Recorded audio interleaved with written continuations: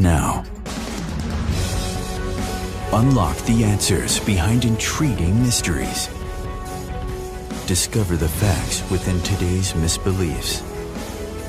Reveal what the mainstream media isn't telling you. Crack the pyramid control system. Unplug yourself with Max Maverick on Revealing Talk Radio. This is Decrypted Matrix.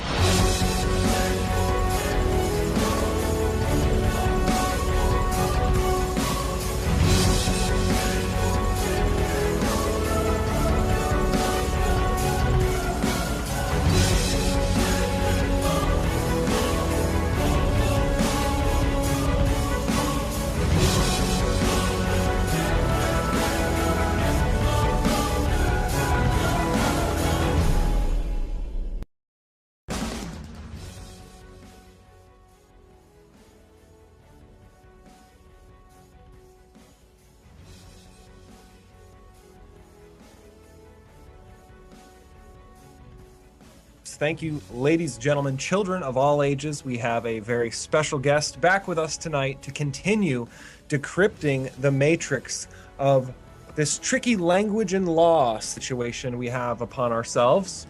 Last episode, if you were lucky enough to tune in, it was very interesting. We talked at length about military law, martial law, the differences between the two, how the Jesuits started the crisis, what is the market crash of 1929. Obviously, they wanted to present a solution to this problem that they created in the first place. That solution was FDR. And then we continue to see names bumble around. J. Raskow, he was with DuPont, General Motors, behind the Empire State Building. Al Smith, Nicholas Brady, Harry Truman, a ton of other Jesuit coadjutors that I'm sure we'll explore further tonight, along with straw man concepts, with how your birth certificate is traded on the stock market. It has an associated value to it, and how we're all just corporate entities wherever we see our name referenced in all caps. So tonight we have a very special guest. Eric, buddy, how are you?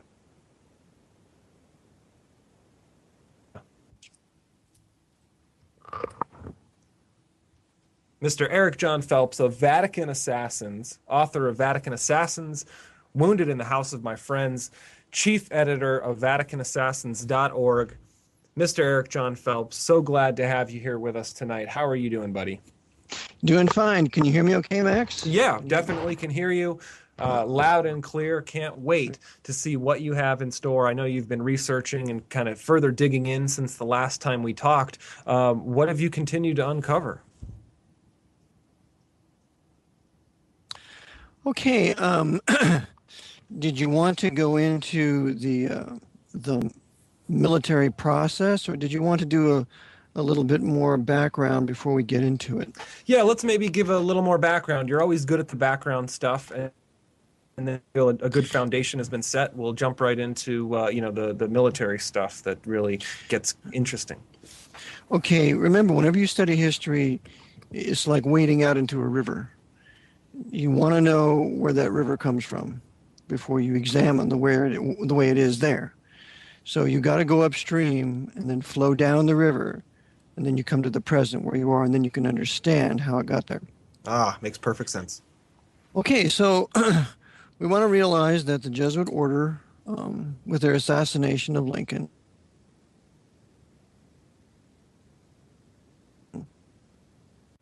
saw the assassination, and he was the one that was the confessor of Mary Surratt.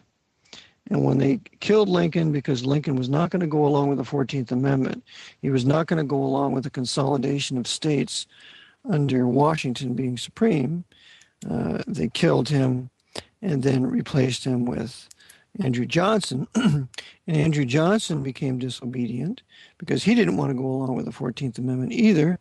So the House impeached him.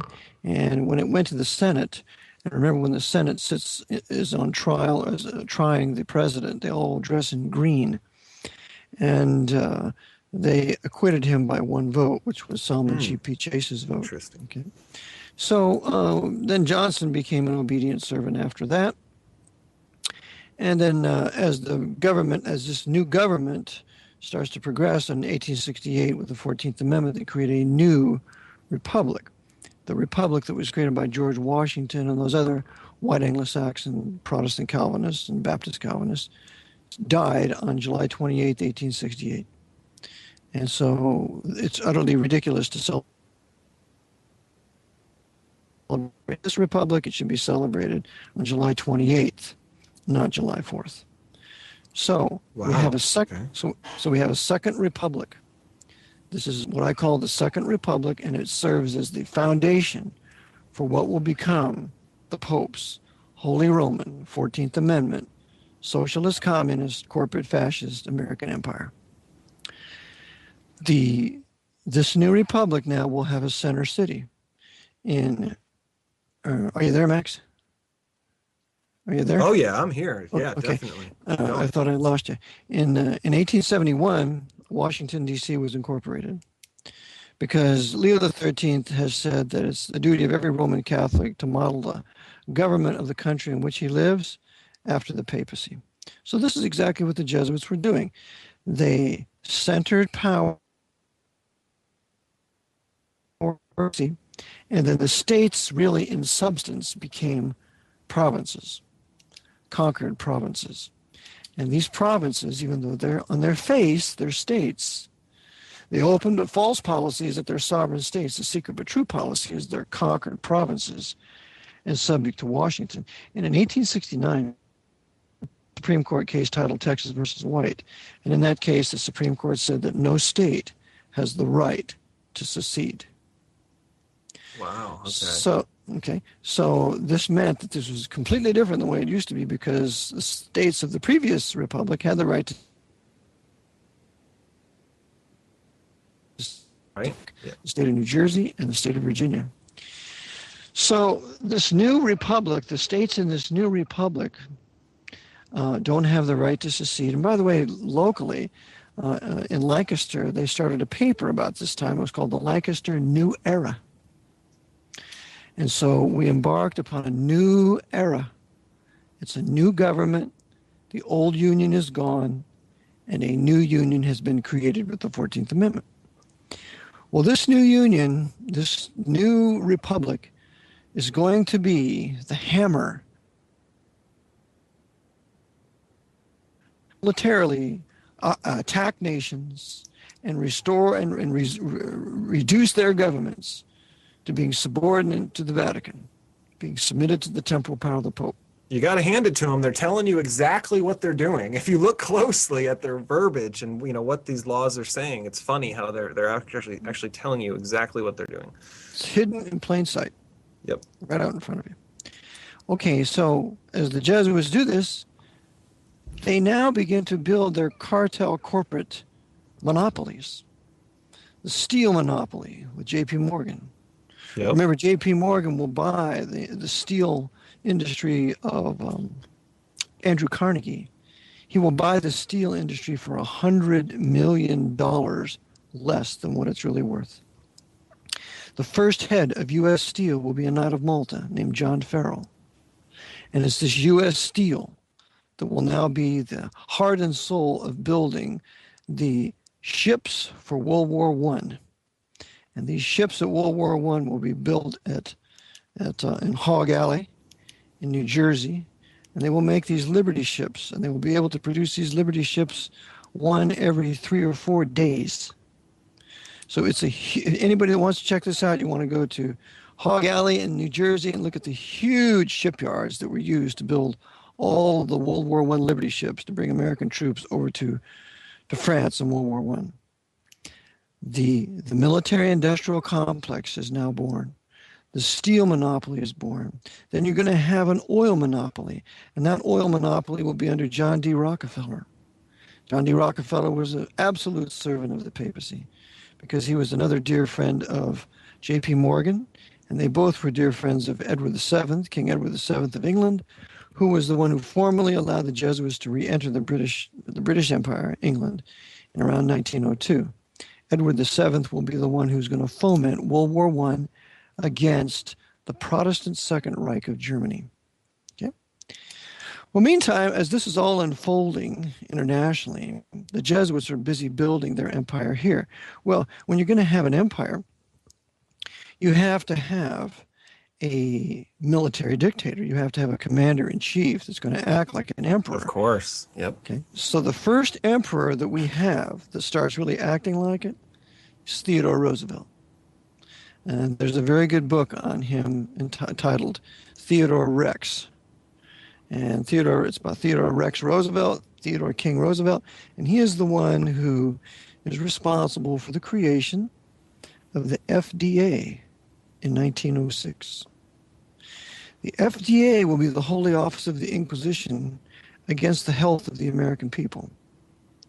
This is where a few years later in the 30s, they're going to outlaw the growing of hemp. And hemp, as said by Jefferson, is a great crop, and says America will be rich because America is rich in hemp. So the FDA is going to begin to take away the use of herbs, herbal remedies, and going to gradually addict the American people to pharmaceutical, oil-based, petroleum-based pharmaceuticals. Right. And every one of them is liver toxic. Yep. We have to remember that the health of the American people at this time was preeminent over all the other peoples because our national grain was millet, not wheat. And so we didn't have all this gluten infection. People had millet every day for... That's a fun word. So we have to destroy the health of the American people. So the FDA became a font of this. In about 1901 or so, the American Medical Association is created. Old AMA. Yep. The AMA, American Medical Association. I like one of our alternative doctors calls it the American Murderers Association. And it's quite ironic because the first head of Dr. McGuire was a high Freemason, and he was a major at the time of the war between the states, and he was the major who was the one who removed Stonewall Jackson's left arm when he was wounded at Chancellorsville. But this is also the major who poisoned Jackson at Guinea Station on orders of Robert E. Lee. You see, Robert E. Lee was a traitor. Robert E. Lee never visited Jackson when he was sick. So this Hunter McGuire will be the first head of the AMA, and for a job well done. He will be the first man to tie off an aorta in surgery. And on his deathbed, just by coincidence, he is unable to speak. He is mute, so he can make no deathbed confessions. Here we have now the founding of the AMA, the FDA, and in 1908, we're going to have the founding of the Bureau of Investigation. The Bureau of Investigation is necessary if you're going to have an empire because all empires have a secret police. The Bureau of Investigation was started by an Italian Roman Catholic, Charles Joseph Bonaparte, who was the Attorney General at the time under Theodore Roosevelt. And the Bureau of Investigation was created not by legislation of the U.S. Congress. It was created by executive order. So now we have our secret police. In 1924, it's going to be called the Federal Bureau of Investigation, the FBI. And about that time, this mulatto, who is going to be a high Freemason, is going to head the FBI for nearly 50 years, and his name is J. Edgar Hoover. So as he heads this, he is going to be the Grand Inquisitor of the FBI. He will be completely and totally at the beck and call of the Jesuits at Georgetown University. He will be compromised in his morality because he's a notable sodomite homosexual with his right-hand man, Clyde Tolson. And the real guy that will be running the FBI is a Knight of Malta named Cartha D. DeLoach. Cartha D. DeLoach was really the one in command of Division 5 of the FBI at the time of the Kennedy assassination. Hoover was nothing. DeLoach ran everything. Wow, so who also was a mixed race or mulatto? Yes, he was a mulatto, just like Warren G. Harding. Wow, how was this kept under wraps, or why, would you say? Well, they don't want that out, but you see, the Jesuits always want to use mulattoes as much as possible because mulattoes are always loyal to the white power structure against their own black race. Oh, so they're the perfect sheep, or they're the perfect wolf in sheep's clothing. That's correct. A man would never betray like a mulatto. and Obama betrays us. Oh, he seems to certainly fill that role. Yeah, absolutely. He is completely and totally in obedience to the white power structure controlled by the Pope. Okay, so now we have the Bureau of Investigations created. Now we're going to have, in 1913, some critical things happen here. We're going to have the 16th Amendment proclaimed ratified in February of 1913 during the presidency of Taft. Taft is skull and bones. Taft is a 33rd degree Freemason. According to Jeremiah Crowley in his great work, Romanism, A Menace to the Nation, that he published in 1912, he said that Taft and Wilson and Roosevelt were busy serving the Pope. So Taft, in serving the papacy for the 16th Amendment. And to clarify, the 16th Amendment is the taxes one. It says what allows Congress to pay levy an income tax without apportioning among the states, blah, blah, blah, blah, blah.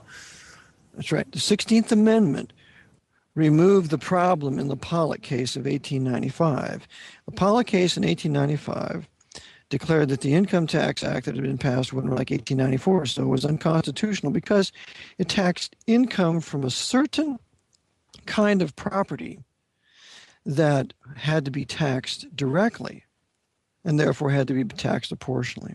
So therefore, because this little portion of income came from this particular kind of property that could not be taxed uniformly and indirectly, the 16th Amendment was taxed to overturn that little problem in the Pollock decision. So the 16th Amendment overruled the Supreme Court Pollock decision of 1895.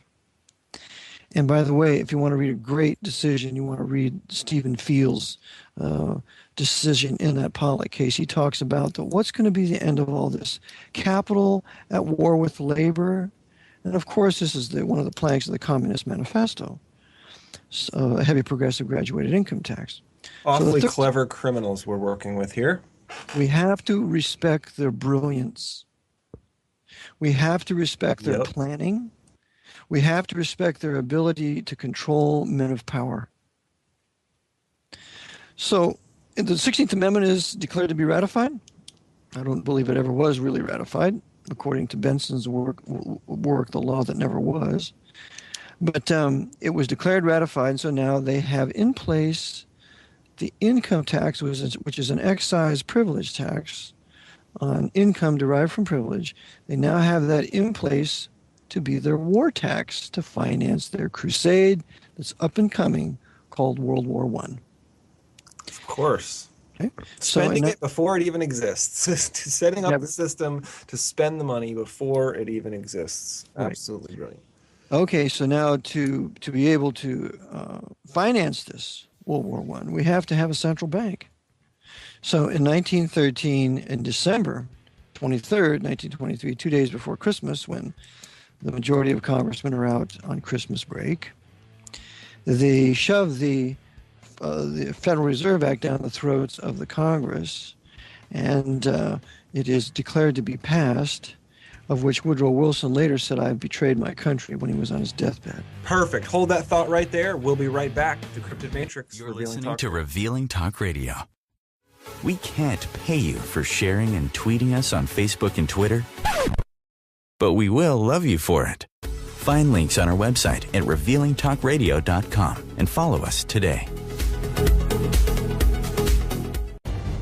This is Matthew Cooper from the Positive Control Systems Show. All behavior is communication. Tune in and learn how to properly communicate with your family and everyone around you. Join me each Wednesday at 11 p.m. Eastern, 8 Pacific, right here on Revealing Talk Radio. G'day, this is Timmy from the Timmy Down Under Show. I'm an Aussie bloke keeping it real on the Gold Coast of Australia. Check me out each week right here on Revealing Talk Radio. We've got the Aussie perspective. I'll be here waiting for you. If you've ever wanted to host your own talk show, Revealing Talk Radio, the world's newest premier radio network, has an opportunity for you. We're looking for many topics. Whether your interest is in business, sports, helping others, alternative news, or simply promoting a product, Revealing Talk Radio wants you to become a talk radio host today. Go to revealingtalkradio.com or call 407-796-2102. You're listening to Revealing Talk Radio.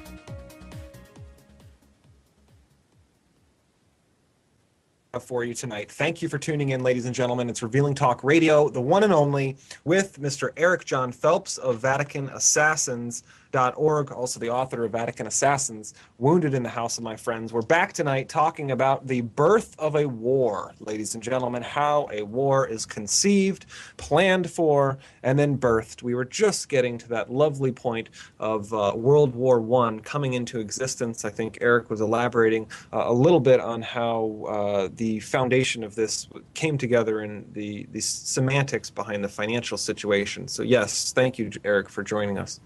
Okay, we'll continue. The Federal Reserve Bank was created in 1913. 1914, World War I begins. The U.S. will enter into World War I in 1917, but World War I is going to be waged for several purposes, pursuant to the desires of the Vatican. And by the way, the Knights of Columbus were big pushers of getting involved in World War I. And this was one of the ways they tried to sell to the American Protestant people that the Catholic Knights of Columbus were really patriots and they were really Americans and they were on our side. But the fact of the matter is World War I was a papal crusade.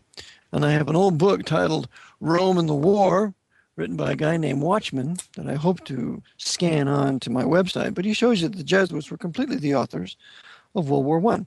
And what they accomplished in World War I was, first and foremost, the destruction of the Protestant Second Reich in Germany. Yep. That had to go. Their coadjutor, Kaiser Wilhelm II, to facilitate that. Remember, Kaiser Wilhelm was the one who readmitted the Jesuits into Germany in 1917. The Jesuits had been formally expelled from Germany in 1872 by the great Prince Bismarck and Kaiser Wilhelm I and the German Reichstag, the German parliament. And so Wilhelm allows them to re-enter, and Wilhelm also helps the Jesuits re-enter Rome in 1893 because the Jesuits had been expelled from Rome in about 1870, the time of the Vatican Council, First Vatican Council. Wow, so he lets them all right back in. Lets them all right back in. And then, of course, his Ludendorff, Erich Ludendorff, is the one who called for unlimited submarine warfare, which ultimately led to the sinking of the Lusitania because Churchill's involved in this too. And that then justifies America coming into the war. So Erich Ludendorff is the first Adolf Hitler. Adolf Hitler is a continuation of Ludendorff. Ludendorff is the right-hand man of Kaiser Wilhelm II. So the Reich is destroyed, and that's the end of Protestant supremacy on the continent. And then the other thing that happens is you have the beginning of the destruction of the British Empire, which was historically Protestant. And what tied the British Empire together was its shipping fleet. Well, the German U-boats, Wolfpack, took down 500 ships of the British Empire. Yeah, they were a force back then. They were definitely, those U-boats were wreaking havoc. Yep. That's right. And they were also intimately involved with Ireland because Ireland was in the process of trying to break away from Britain, which they finally succeeded in 1922. So we have this destruction of the Protestant Second Reich, which was a real disaster. We have the beginning of destruction of the British Empire. And then in 1917, during the war, we have the Jesuits fomenting the Bolshevik Revolution in Russia so that they can conquer the Orthodox Church. And who is going to participate in the financing of this? Why, the Pope's Federal Reserve Bank here in New York, to the tune of over $1 million. And you can read about this in the great work, Wall Street and the Bolshevik Revolution by Anthony Sutton. Very classic work. Makes sense, yep. So the Post-Federal Reserve Bank is going to be busy financing all the wars against the enemies of the papacy. And this is what I call the beginning of the Second 30 Years' War. The first 30 Years' War was from 1618 to 1648. The second, which was attempted destruction of all Protestantism in Germany and Eastern Europe. And the Second 30 Years' War began in 1914 and ended in 1945. That's how we must understand that era. So in 1917, we have the Bolshevik Revolution. And in the Bolshevik Revolution, the Jesuits are going to use their Lenin and Stalin and Trotsky. And they'll have front Jews like Trotsky and Lenin. And so they can blame the Bolshevik Revolution on the Jews. But the truth of the matter is Stalin was the real mover and shaker. Stalin was the one in 1922 who was made Secretary of the Communist Party by Jesuit Edmund Walsh, an American Jesuit, who went over to Russia and spent 2 years there, setting up the Bolshevik government. And Stalin becomes the real head. Lenin is poisoned, and he's removed, so Stalin takes over. And what does Stalin do in the 30s? Why, he kills every Jew that's involved in the Bolshevik Revolution except one, Lazar Kaganovich. And he becomes the token Jew of Joseph Stalin during his communist Bolshevik socialist government. Okay, so now we have this World War I unfolding this whole time period. And in 1922, the Jesuits are formally readmitted back into Russia because they had been formally expelled by the great Alexander I in 1820 for attempting to overthrow the government there. So after over 100 years, the Jesuits are readmitted by Lenin and Stalin, which further proves to you the Jesuits were behind the Bolshevik Revolution. The other thing that happens in Russia is they do away with the Julian calendar, which was a calendar for the Orthodox Church. And they replace it with the Gregorian calendar, and the Gregorian calendar was authored by a Jesuit named Christopher Clavius. Even their calendar was manipulated by these guys. That's right. Wow. So that's what they accomplished with their Bolshevik Revolution and subsequent destruction of the whites, of the other Orthodox whites.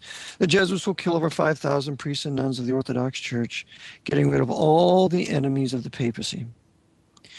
So, as they're carrying this out, Hitler begins to come to power as the German people are robbed, raped, pillaged, and plundered by the Versailles Treaty, where the entire war guilt is put on Germany. When, if you read the book, The Russian Imperial Conspiracy by Robert Owen, who was an American senator, he shows you in that masterpiece work that the war was caused by France, Russia, and Great Britain, not Germany. So we have this horrible war reparation, which was just repaid about 6 months ago. World War I war reparations just paid by Germany about 6 months ago. And the entire war reparation was put on the German people, which resulted in a huge financial crash in Germany, the crash of the mark, which then paved the way for Hitler. And so Hitler comes to power, and who is he financed by? He's financed by a guy named Joseph Larkin. And you can read about Joseph Larkin in a book called Trading with the Enemy. It's a classic. You must have it for your library. It will tell you that Joseph Larkin was, I believe, the head of Chase Manhattan Bank. He was a Knight of Malta. It will tell you that in the book. And he was also a financier of Hitler and Mussolini and Franco. So we have this Federal Reserve Bank in place. We have the beginning of the Second 30 Years' War when all these things are happening. In America, we have the Roaring 20s from about 1920 to 1929. Yep, everybody's doubling down. Doubling down, doing the Charleston, acting wild. You have all this prostitution going on. You got the mob growing leaps and bounds. You got Al Capone building his prohibitionary. By the way, they put prohibition on everybody so they could build the mafia. Yeah, and you could still go crazy with hemp up until what, like But hemp was not really the problem. It was the booze. And of course we had all these Irish Roman Catholics and Italian Roman Catholics coming into Ellis Island. And Catholic cultures are always alcoholic, not Protestant cultures. So we're going to feed that with all this prohibition, remembering that the Bible does not condemn the drinking of alcohol. The Bible does not condemn the drinking of wine. The Bible does not condemn the drinking of strong drink. This whole prohibition was anti-Christ on the country by the papacy to create the desire to break this prohibition law. So and who would provide all the booze? Why, the mafia. So they're now going to grow the Pope's mafia to a huge cartel capitalist syndicate. Convenient, yep. So this happens in the 20s. You got the Roaring 20s going. And in 1929, we have the stock market crash, as I mentioned previously, orchestrated by Knight of Malta Joe Kennedy. And due to John J. Raskorb's influence in getting American farmers to invest on Wall Street, they lose their farms and they have to leave their farms and start to leave and go to the major cities. This way, the Jesuits can then consolidate the farmland into their huge corporate farming. Yeah. And begin to feed the animals estrogens and pesticides and you name it, so we have toxic meat. And the meat now produced in America is so toxic, so cancer productive, so full of estrogen. Totally agree. That in Europe, it's illegal to buy American meat and import it into Europe. Wow. I've also heard it's illegal for microwaves in Russia. Russia has banned microwaves because they're so dangerous. Yep. They're so dangerous. That's right. Because microwaves incite viral growth, pathogenic growth and Royal Rife proved this in his lab. That's how he grew his cancer. Yeah. he used radiation to do it. Okay, so now we continue on. We got the Great Depression now. And remember, during this Great Depression, 10 million American people are going to die. Blacks, whites, you name it. They're going to be moved off their farms, moved into the cities. We're going to have the Dust Bowl. It's a horrible, terrible period of time. Young boys getting on trains, riding trains the length of the country to find work and jobs. We have all sorts of crime. It's just awful.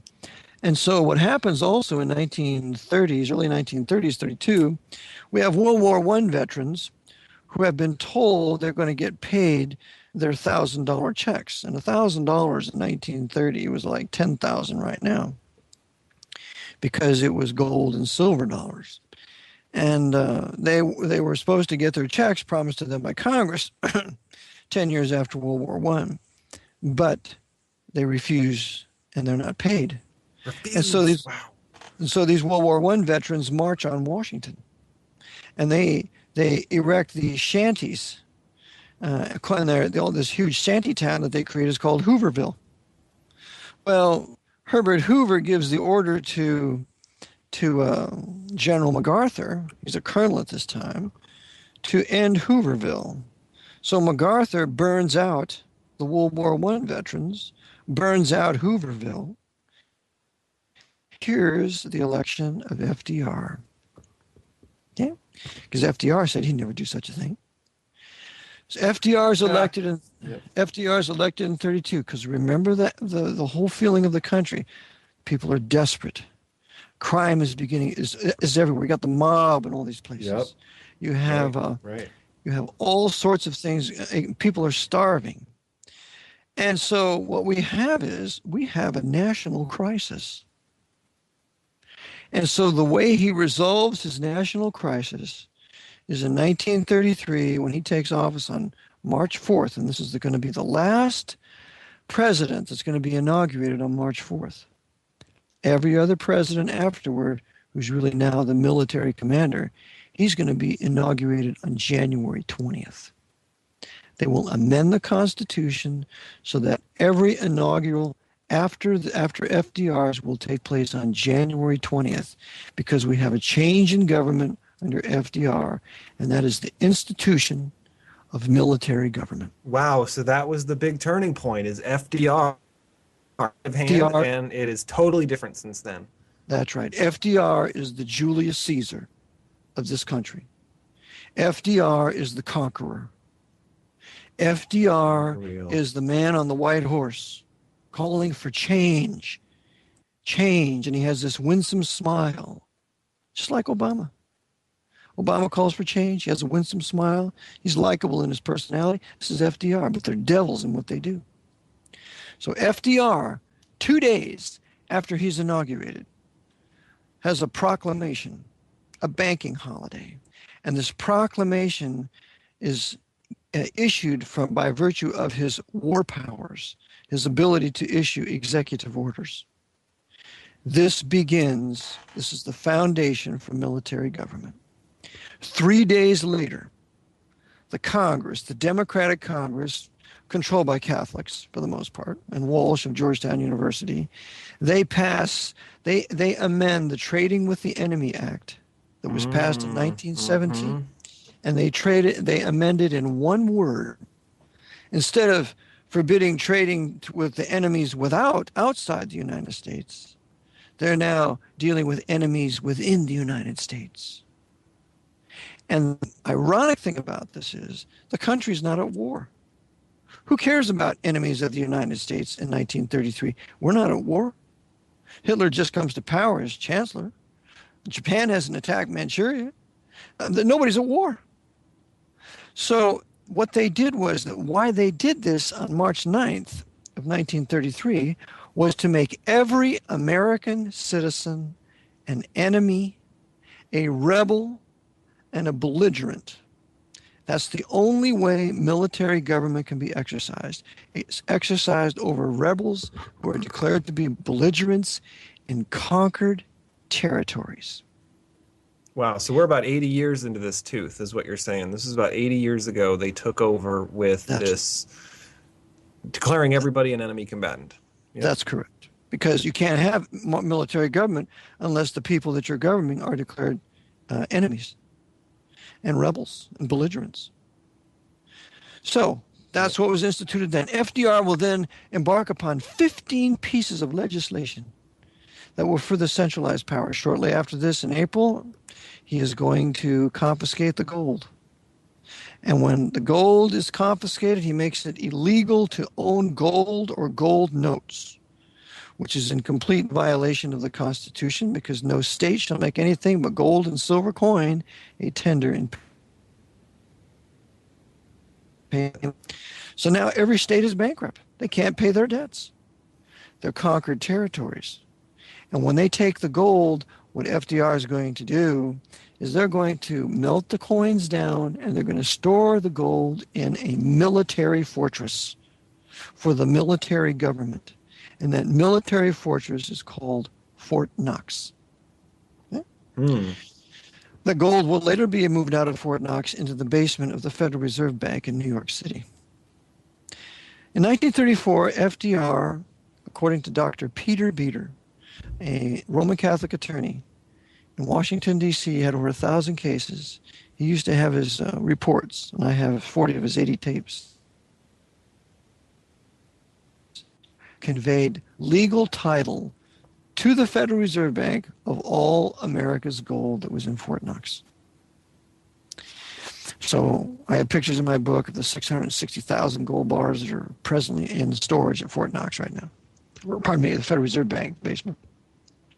So they give, and then in 1935, they passed what's called the Banking Act. And the Banking Act was put together by Mormon Freemason Mariner Eccles, who was the head of the Federal Reserve at the time, and also a man by the name of A.P. Giannini. A.P. Giannini is a Knight of Malta. Dang. A.P. Guinea, another Knight of Malta. The Knight of Maltas are everywhere. Knights of Malta, I should say. Eric Jon Phelps, Vatican Assassins. We'll be right back. We got to cut to a quick break. Revealing Talk Radio, Decrypted Matrix.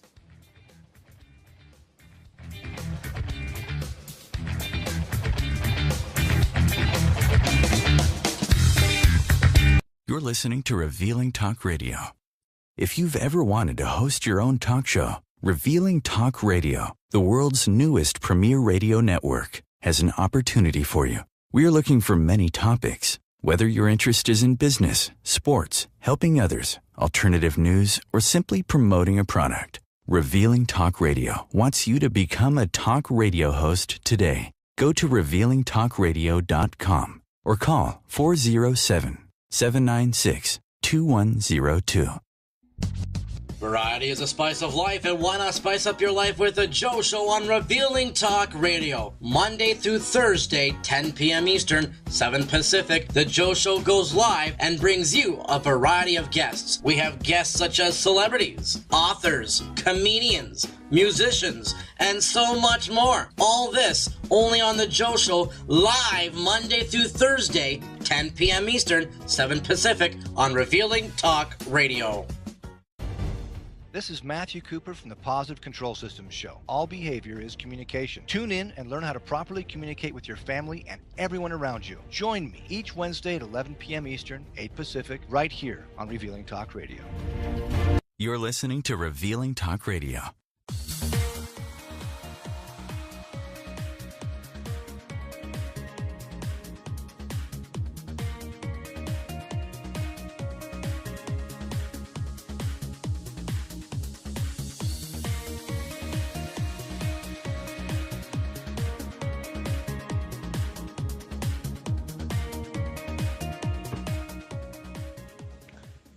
Thank you for tuning in tonight. Revealing Talk Radio, Decrypted Matrix, another amazing interview. Part 6 tonight, ladies and gentlemen, with Jon Phelps of Vatican Assassins. Just finishing up our thoughts as we cruise into the last and final section of tonight. Again, time flies when you're having fun with Jon Phelps. Continue that thought, Eric. Okay. So now we are in, the Banking Act of 1935. Yep, exactly. This is really intriguing.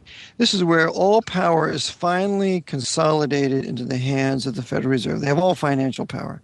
Remember 1934, so FDIC is put out. We have the Social Security Act. We have FDR's New Deal, so that no bank can open up unless it's a member of FDIC.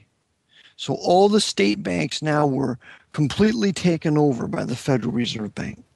We now no longer have any state sovereignty in its banking system. Oh, well, Eric, I thought that was for my protection. The Federal Deposit Insurance Corporation. They're going to save my money for me. Of course, that's right. Okay, so now with the Banking Act, with A.P. Giannini, we have to remember that he's a Knight of Malta. He's an Italian immigrant, Italian Roman Catholic. He is the founder of the Bank of Italy in San Francisco. And remember, Charles Chiniquy, the ex-priest and turned Bible believer, born-again Christian man, he tells us in his 50 years of the Church of Rome that San Francisco, that lovely gem of the Pacific, has been in the hands of the Jesuits since 1850. And so this has a tremendous connection to the Comstock Lode, all the gold mining, Virginia City, you name it, all run by the Jesuits. The Comstock Kings were all 4 Irish Roman Catholics, including the leader, Mr. Mackey, all connected to San Francisco.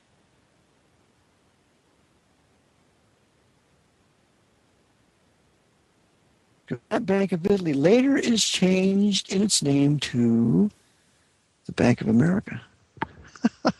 Bank of Italy is now Bank of America? That's right. Wow. So A.P. Giannini, as the head of Bank of America, made a huge killing in real estate and housing when he worked together with Mariner Eccles with the Banking Act. So the Banking Act's put in place, and FDR signs it into law. And what we have as a problem, though, now when it comes to the law, is that the Jesuits cannot implement a military jurisdiction in the courts until they first do away with certain common law. So what we are living in presently at this time in 1935 is what's called the Lochner era. In 1905, there was a Supreme Court case called Lochner versus New York. And in that case, the Supreme Court protected the man's right to contract, his natural common law right to contract. So it was protecting common law rights. And so even though the privileges and immunities of 14th Amendment citizenship did include the Bill of Rights, there were still certain common law rights that were protected by Supreme Court decision. So those Supreme Court decisions had to be reversed. So the Lochner versus New York had to be reversed. So in 1938, on April 25th, the Supreme Court, packed by FDR, full of radical socialists, communists, Fabian socialists, decided the U.S. versus Carolyn Products case, handed it down on the 25th. And in that case, they overruled the Lochner era. That was the end of the Lochner era. There are no more common law rights protected by decisions of the Supreme Court. So, and when you're in federal district court, you can't claim, I have the common law right to work, sir. And if I have the common law right to work, the money that I derive from that common law right to work is not income within the meaning of the term income. It's not profit or gain from a source, and I'm not in privilege. I'm just exchanging my labor for my money. So therefore, it's not income. Therefore, I don't owe the income tax. And remember, the American people didn't pay income tax on their labor until after 1938. Right. Yep. So now we're going to have another tax. We're going to have another Supreme Court case, and it's going to be handed down the very same day, April 25th, 1938, while everybody's preoccupied with War Admiral and Seabiscuit and their races, while people were busy watching the horse races. The Supreme Court was shoving these decisions down our throats. And this next case is classic, and it's called the Erie Railroad Company versus Tompkins. And Erie Railroad was a Pennsylvania railroad here, and in that case, they decided that there would be no more federal general common law, which means there will be no more federal common law process, which means there can be no more juries that will decide both the law and the facts. They will only now be able to decide the facts. The law will be given to them by the judge. And this is a tenet of military jurisdiction. A military jury can only decide the facts. It cannot nullify the law. Unreal. Wow. Okay. Okay, so Tompkins versus Erie Railroad Company, that reverses Swift versus Tyson of 1842. Swift versus Tyson was handed down by the godly and learned Supreme Court Justice Joseph Story, who was appointed to the Supreme Court when he was 32 years old. And he gave some marvelous decisions. I recommend you read his decisions when the next time you're at the law library. And that overturned his Swift versus Tyson. So now there's no more federal process at common law, and there are no more federal common law rights to be acknowledged by the court. Yeah, no longer by the people. So take that out. By take the that people. out.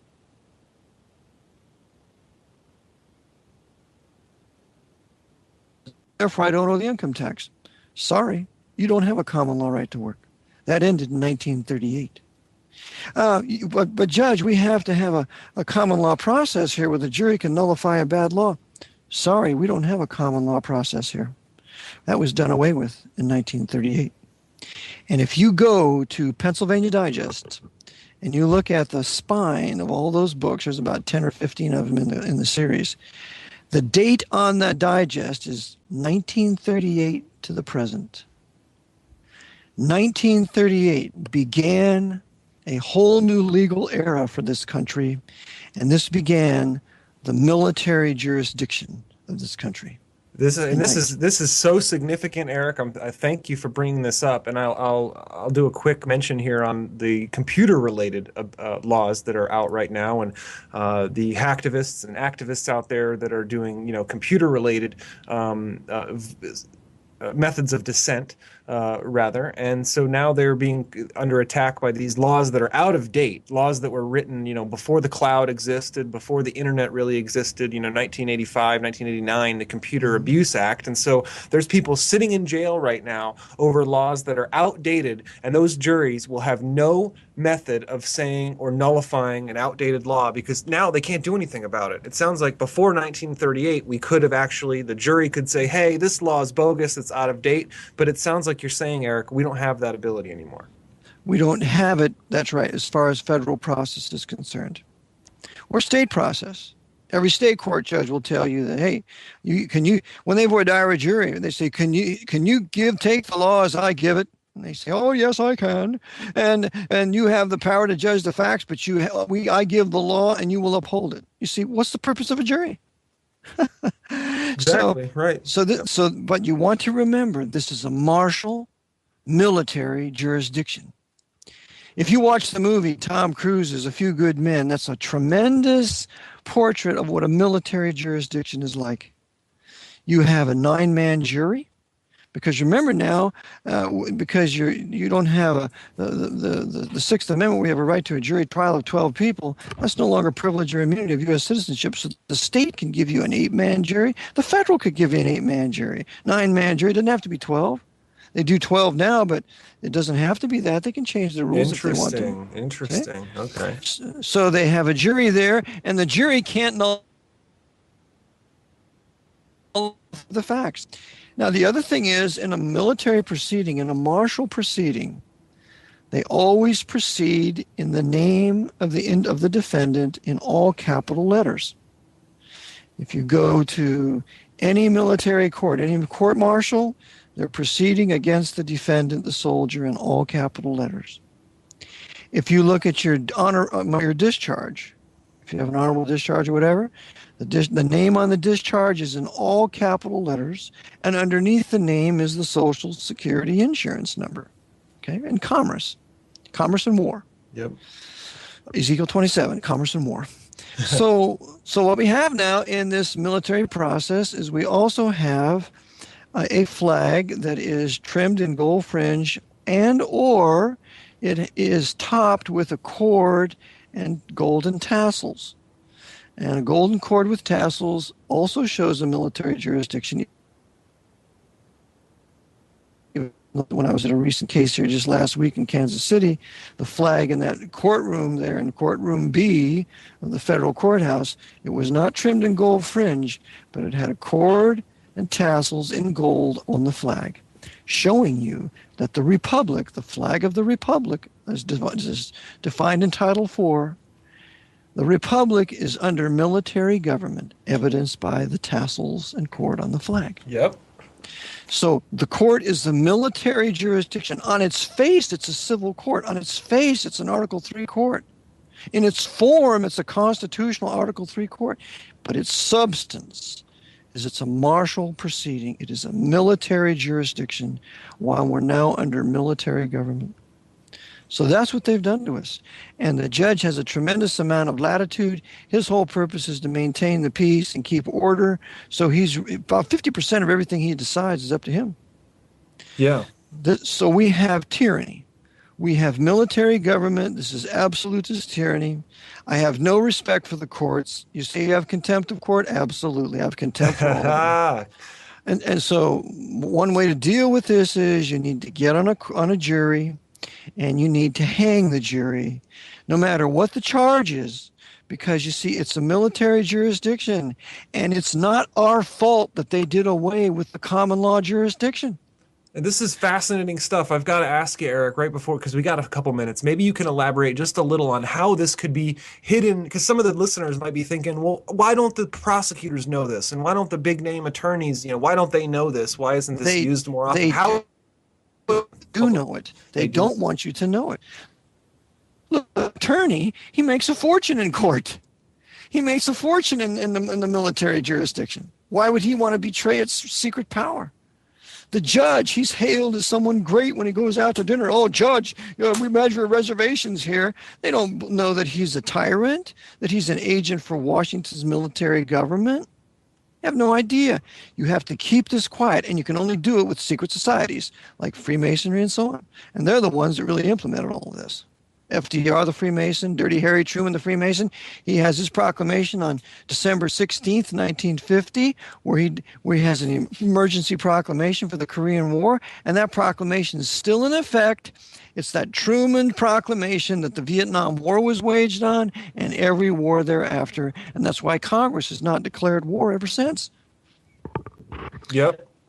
That makes perfect sense. And now under this military government, the Congress has a complete and total legislative absolutism. It can pass laws on anything. It's not limited what it can spend money on. It can spend money on anything it wants to because we're under military government. Wow. The Supreme Court is the great regulator of the statutes that are passed. And its purpose is to keep the peace. But the Supreme Court is under military government also, and so it's just merely regulating what's going on. What can you tell us about Chief Justice John Roberts, right? Real quick before we go, is he a Knight of Malta? He's got. Yes, he's a Knight of Malta. After he okayed and voted for the Obama Unhealth Care Act, a 2,500-page act that nobody read, and betrayed all of his conservative constituents, the first thing he did was take a plane to Malta, and he went to Malta and he was inducted in the Knights of Malta.